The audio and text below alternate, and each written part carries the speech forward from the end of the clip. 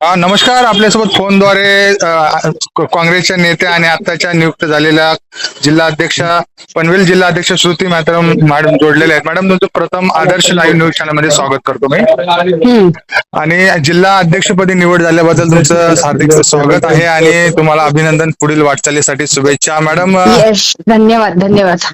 कशा प्रकारे तयारी आहे, काय सांगताय, जनतेला काय आवाहन करताय, कशा प्रकारे काँग्रेसची वाटचाल पुढे कशा प्रकारची तयारी असणार आहे?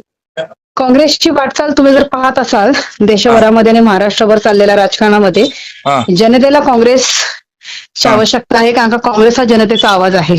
आणि आज हर्षवर्धन दादा सकपाळ आणि राहुलजी गांधी यांच्या आदेशानुसार जी जबाबदारी मिळालेली आहे त्या जबाबदारीच्या माध्यमातून जनतेचा आवाज बनण्याचा प्रयत्न करणार.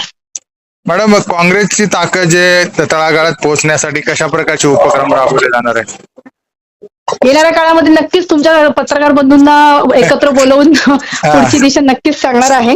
आणि बस तुम्ही थोडं वाट पाहावी, 2-4 दिवस.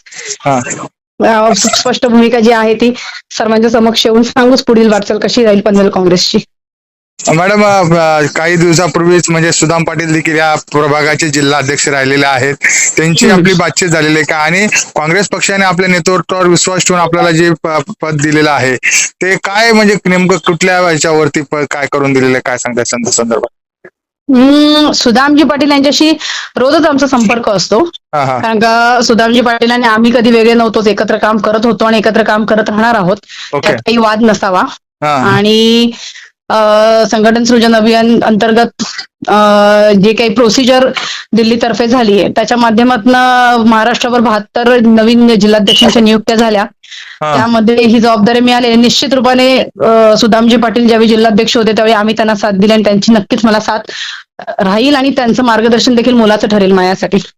मॅडम, पाहायला गेलं तर ज्या वेळेस जेव्हा जिल्हाध्यक्ष असतील किंवा प्रदेशाध्यक्ष असतील किंवा काँग्रेसचे जे वरिष्ठ पदाधिकारी यांच्या माध्यमातून जे इच्छुक पदासाठी इच्छुक उमेदवार असतील त्यांनी अर्ज दाखल करा असे सांगितल्यानं इच्छुक उमेदवार देखील भरपूर होते. जिल्हाध्यक्ष पदासाठी इतर पदासाठी देखील आपली नेमणूक त्या पदासाठी करण्यात आले. कशा प्रकारचा आनंद व्यक्त करता मॅडम, काय सांगा?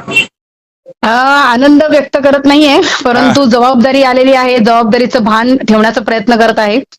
कारण का आनंदापेक्षा जबाबदारीचं भान ठेवणं मला जास्त योग्य वाटतं. आणि अनेक लोक जे इच्छुक होते, मी सुद्धा पनवेल रायगड असं इच्छुक पदी होतो, परंतु पक्ष ज्यावेळी निर्णय घेत असतो त्यावेळी तो सर्वांगीण संघटनच्या दृष्टिकोनातून घेत असतो. त्यामुळे पक्षाला ज्या ठिकाणी माझी योग्यता वाटली त्या ठिकाणी त्यांनी मला जी संधी दिलेली आहे त्या बाबतीत निश्चितच त्यांच्या विश्वासाला पात्र ठरण्याचा मी प्रयत्न करणार आहे.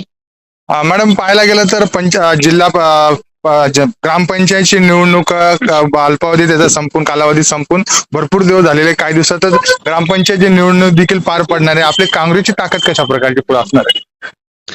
निश्चित रूपाने काँग्रेसची ताकद काय, आज मी नव्याने जिल्हाध्यक्ष झाल्यामुळे वाढणारे कमी होणारे असा विषय राहणार नाही, परंतु येणाऱ्या दिवसांमध्ये काँग्रेस पक्षाचं संघटन अधिकाधिक मजबूत करण्याचा प्रयत्न राहील माझ्याकडनं.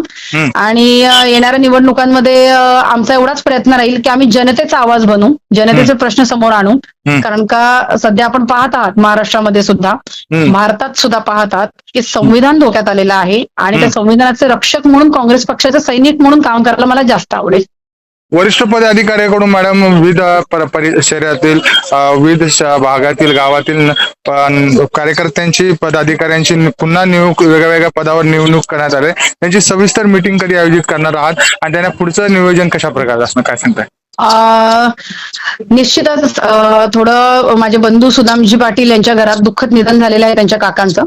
28 तारखेपर्यंत आम्ही त्यांच्या दुःखात सहभागी आहोत आणि साधारणतः 28-29 तारखेला आमचे मार्गदर्शक आरसी भाई यांच्यासोबत चर्चा करून पुढील नियोजन आम्ही लवकरच कळवू आपल्याला. पदभाराचा सोहळा आणि येणाऱ्या दिवसातली वाटचाल अशा पद्धतीने एक निश्चित पत्रकार परिषद घेणार आम्ही आणि तुम्हाला निश्चित रूपाने कळवू आम्ही. धन्यवाद मॅडम, तुमचा वेळ दिल्याबद्दल धन्यवाद. थँक्यू. येस येस येस, धन्यवाद.